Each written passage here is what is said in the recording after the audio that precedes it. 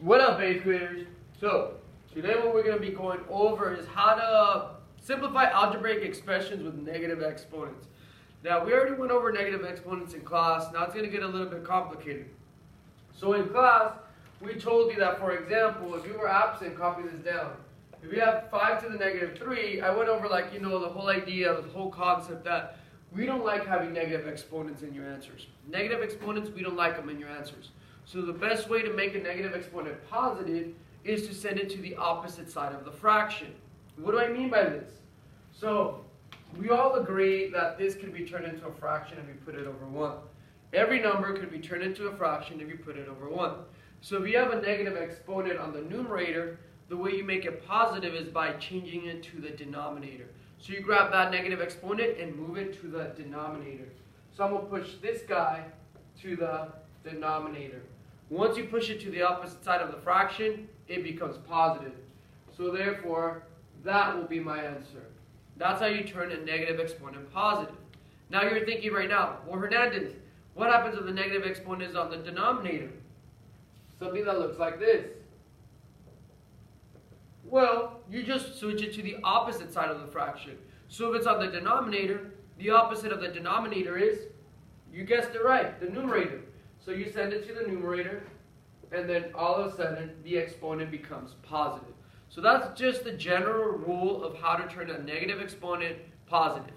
But for us, we're going to go deep into solving algebraic expressions with exponent. So this is where it might get complicated, but if you understand the whole concept of to make a negative exponent positive, you switch it to the opposite side of the fraction, then you should be fine. So let's go ahead and attack a problem. Okay, let's do this one. 5 to the negative 7 times 5 to the third times 5 to the fourth times 5 to the negative 5th power. Okay? Now, when you're looking at these problems, notice that you have negative exponents. There's different ways you can solve it, but the best way, and the one that makes more sense, is by moving the exponents on the opposite directions of a fraction. I created this poster for you. Let me check if it shows on the video. Perfect. So that poster right there tells you the rules of how to attack a problem like this. Okay. First one is, can you use the bear? We use the bear to when you have a negative times a negative, positive times a positive. So let's look at this chunk. Can you do anything with 5 to the negative 7? Well, you can. So I'm going to copy it down. Okay? So I can't do anything with it. How about this little piece? Can you do anything with 5 to the thirds? You can. Drop it down. How about 5 to the fourth? You can't either, so drop it down. But how about 5 to the negative 5th? You can't either. Okay? So you can't do anything about it. So we're done with step 1. We couldn't simplify anything, so I just recopy it.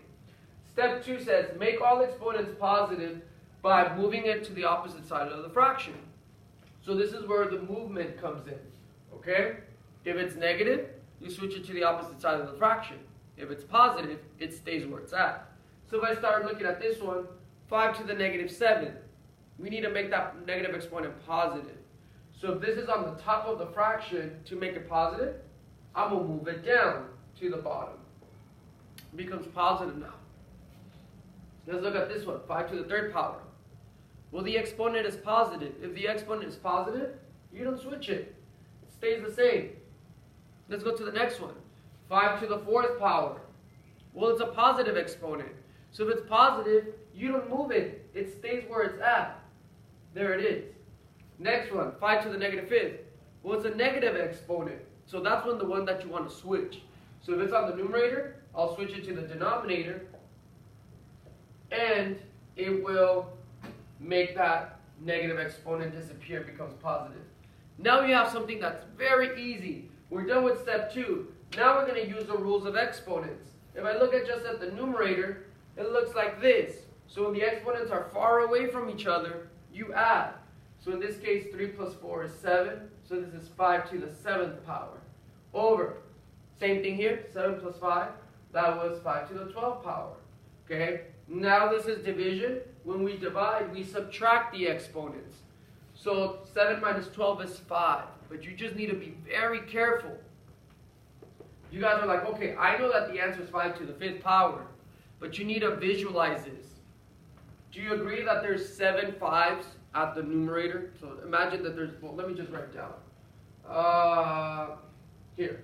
1, 2, 3, 4, 5, 6, 7. There's 7 5s at the numerator. Then you have 12 5s on the denominator. 1, 2, 3, 4, 5, 6, 7, 8, 9, 10, 11, 12. Okay? 1 5 cancels with 1 5 here. Same thing here. Boom, boom, boom, boom, boom, boom. Do you guys notice that all the 5s on the numerator is canceled? So that means all the 5s are on the denominator. So your answer has to be in the denominator. Because look, you have 5 5s on the denominator. That's why it's there. Or the way you could also remember it is, my answer is always going to be on the side where you have mostly the biggest exponent. The biggest exponent is 12. It's on the denominator. So the answer has to be on the denominator. So that's problem number 1. Okay, let's go on to the next one.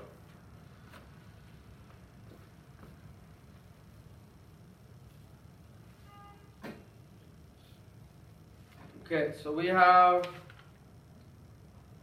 this one.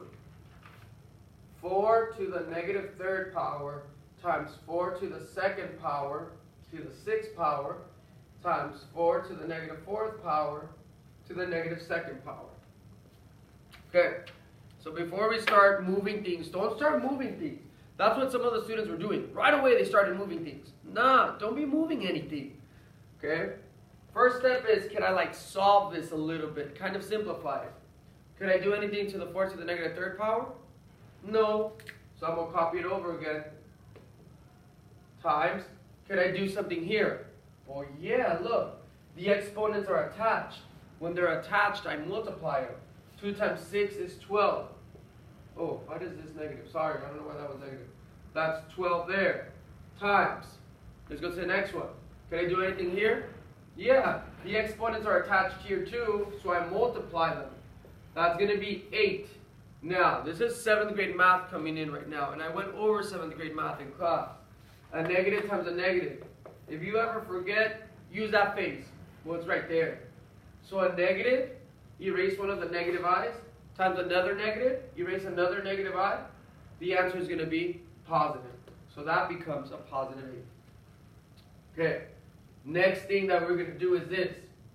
We're done with this part. We simplified. Now it's time for us to be moving things around. Remember, if it's a negative exponent, it goes to the opposite side. But if it's a positive exponent, it stays where it's at. So if I do this, I always draw my little fraction bar because eventually things are going to be moving. Will that one stay or go to the bottom? Well, it goes to the bottom because he's negative. So this is 4 to the 3rd power, and now it becomes positive. This one, will it stay or move? It's going to stay because he's positive. So it's 4 to the 12th power. Looking at this one now, is it going to stay or move? This one's going to stay because it's positive. Now you just made it super easy. You already know how to do this. The exponents are far away from each other, so you add them. So 4 to the 20th over 4 to the 3rd power. Now, what do you do with the exponents when you're dividing? Well, you subtract them. 20 minus 3 is 17. But then you stop and you ask yourself, okay, where do I have mostly my biggest exponent? Is my biggest exponent on the numerator or on the denominator? What's on the numerator? Therefore, my answer has to be on the numerator. So the answer is 4 to the 17th power, and you're done. If that doesn't make sense to you, draw 24s on the numerator, 3 on the denominator, cancel them out. Where's all the 4s left over? You're going to find out that's on the numerator. So that's why the answer is that one. Okay, let's go over 2 more, and then we'll call it a day for video 1. And then this is actually from your homework, ladies and gentlemen. I went over these problems in class. So this is w to the negative 5 times w to the negative second power to the fifth power over w to the negative fifth power to the second power. Okay, here we go. Don't start moving things. That was the biggest mistake I saw today in class. Students were like, oh, it's negative, so let me move it. You could do that, but then things are going to get mixed up. Just simplify first. Could you do anything to the w to the negative fifth power? No, you can't. So that one stays the same. Times. Could you do anything right here? Yeah, you multiply. Remember, if the exponent's attached, you can multiply them. If you don't know how to do that, look on the previous videos. I think it's rule number 3 or 2. Rule number 2. That's the title of the video.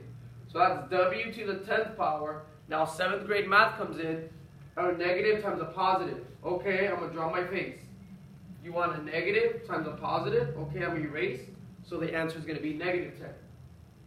Moving on. Same thing here. 5 times 2 is 10.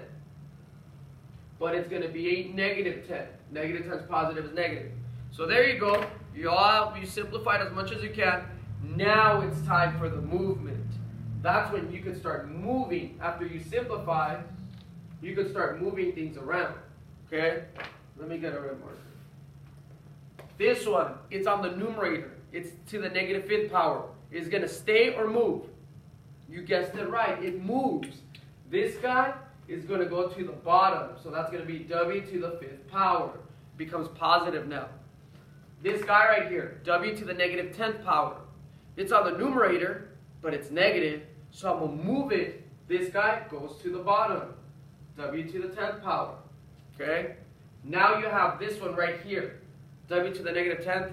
It's on the denominator. Well, if it's negative, move it to the opposite side. So this guy needs to come up here, and now it becomes positive. Now you got rid of all the negative exponents, which is the best part. You don't have to remember any rules anymore. Well, kind of, you do, the rules of exponents, but those are pretty easy.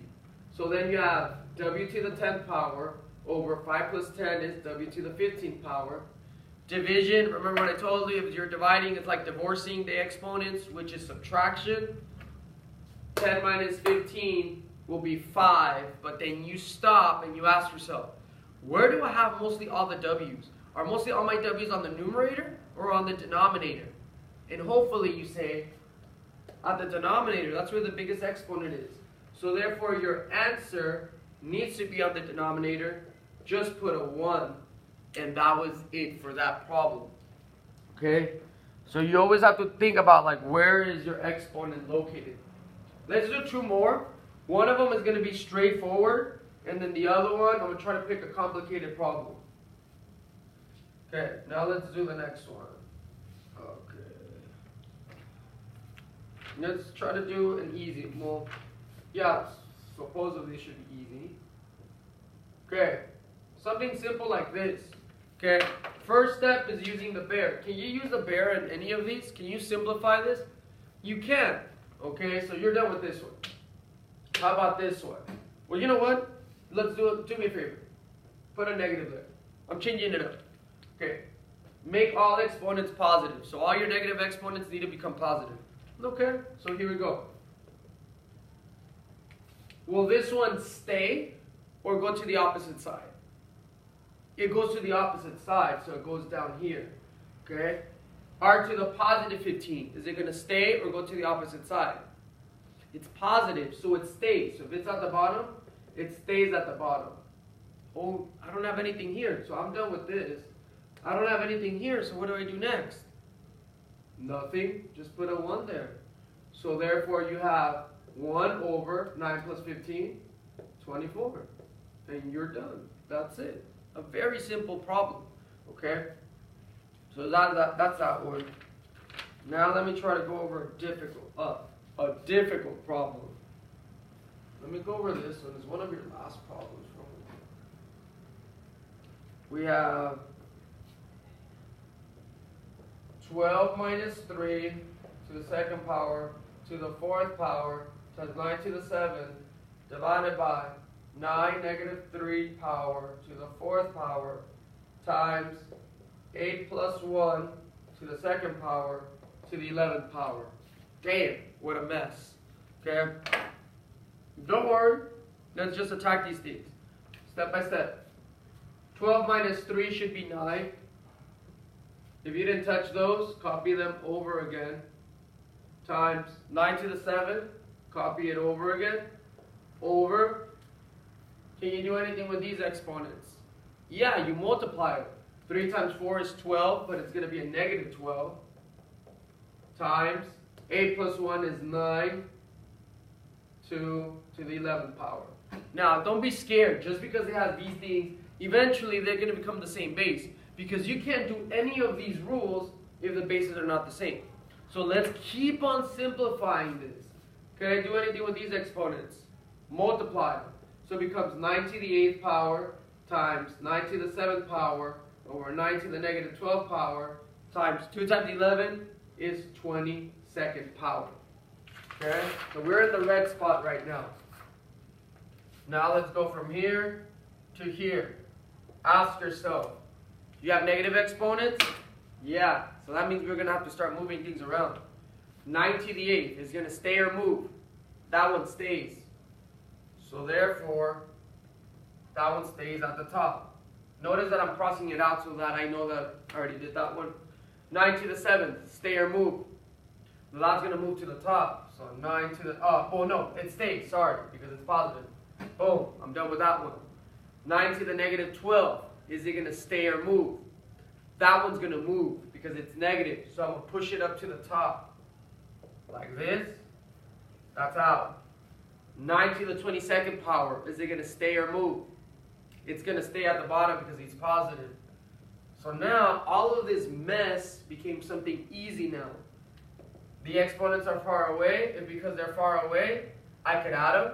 12 plus 8 is 20, plus 7 is 27.